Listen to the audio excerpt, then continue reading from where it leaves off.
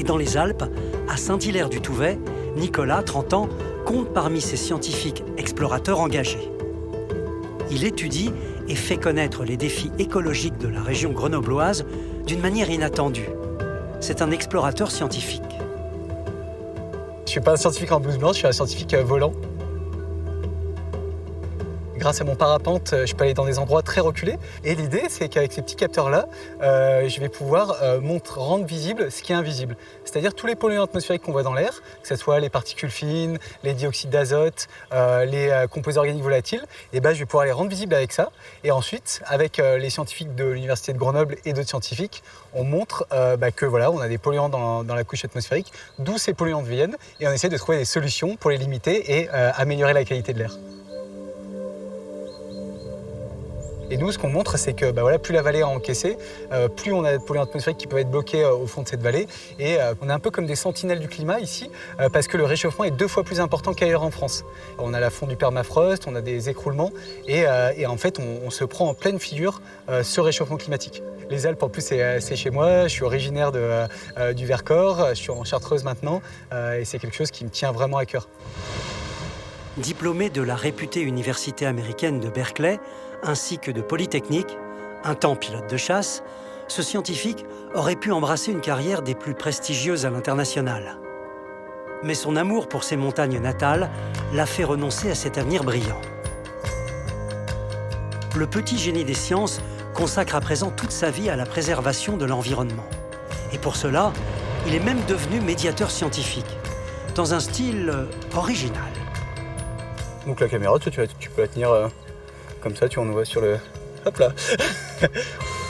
Nicolas réalise dans les airs des interviews filmées de scientifiques à destination des réseaux sociaux. Allez, c'est parti, vas-y. Cours, vas-y, encore. Super, encore, et voilà. Super. T'as vraiment bien géré. Merci. Je vais te prendre la perche. Aujourd'hui, il donne la parole à Adeline, ingénieure. Elle travaille sur des solutions végétales capables de limiter l'érosion et l'inondation des berges. Alors Adeline, est-ce que tu peux nous expliquer un peu qu'est-ce qu'on appelle des solutions basées sur la nature ? Alors les solutions fondées sur la nature, c'est un aménagement durable du territoire qui a pour objectif premier en fait de permettre de protéger les milieux et de maintenir en fait les fonctions écologiques des milieux. Et comme exemple, on a les forêts de protection qui limitent tout ce qui est éboulis et glissement de terrain. Au lieu d'utiliser du béton ou des aménagements vraiment lourds, on utilise la nature qui nous permet de rendre les mêmes services, voire plus de services.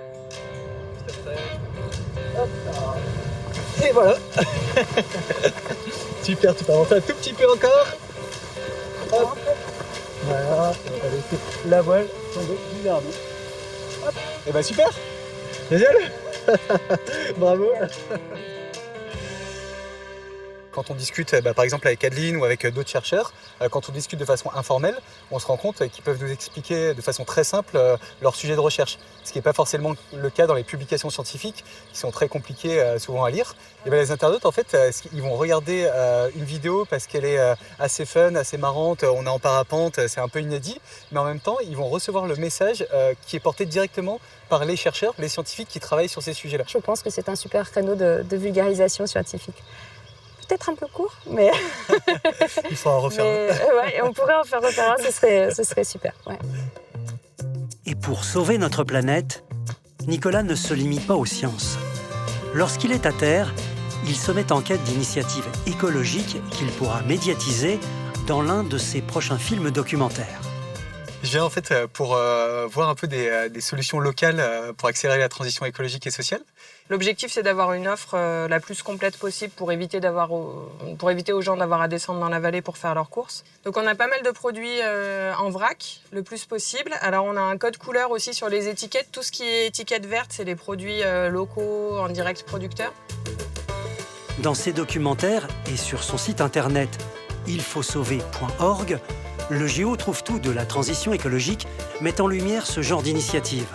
Son objectif, convaincre tout un chacun, à son échelle, de les répliquer pour passer à un monde plus durable.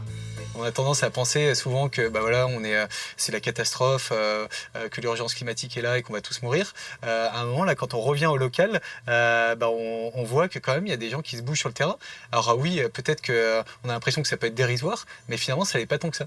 Pour avoir travaillé dans des organisations internationales, on voit que vraiment, ce qui se passe au niveau local peut avoir un gros pouvoir de changement au niveau national, au niveau international.